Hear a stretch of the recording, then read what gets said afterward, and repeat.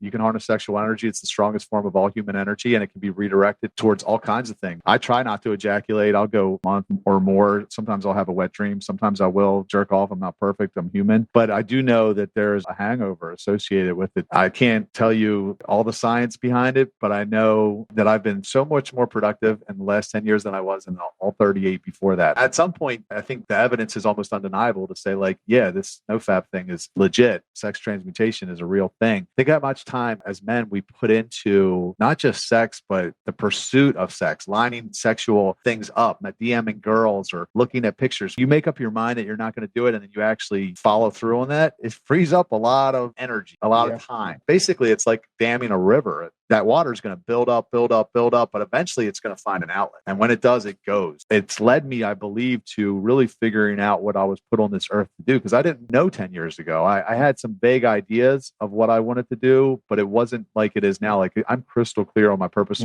for being on this earth. And when I do get the woman, she's going to be this amazing addition to this beautiful cake that I've already baked. She's going to be the icing on it. She's going to be the helpmate to walking that purpose. That's why I tell men all the time. So I get, obviously coach married men, coach men that are in relationships, coach single men. And the single men are the only one that I can have this real conversation with. I'm like, let's pause even the pursuit or even the thought of dating for a moment. And we can go to Genesis and talk about this. God created Adam. He gave Adam a job, named the animals, and he gave Adam a purpose: tend and protect, or serve and protect the garden. It wasn't until Adam accomplished his job, all the animals were named, and he was walking in his purpose, protecting the garden, that God said, that man that I created, he's not good by himself. Let me bring him a helpmate. So I tell men, you want to find the right woman, or you want God to bring you the right woman, begin to walk very clearly in your purpose. Yeah. And I think so often when you do go back to the natural order of things, like Adam and Eve, he got his job, he got his purpose before his person. I think nobody likes waiting. I don't like waiting. Most people don't. But so people get their person before their purpose, and they never find their purpose. And then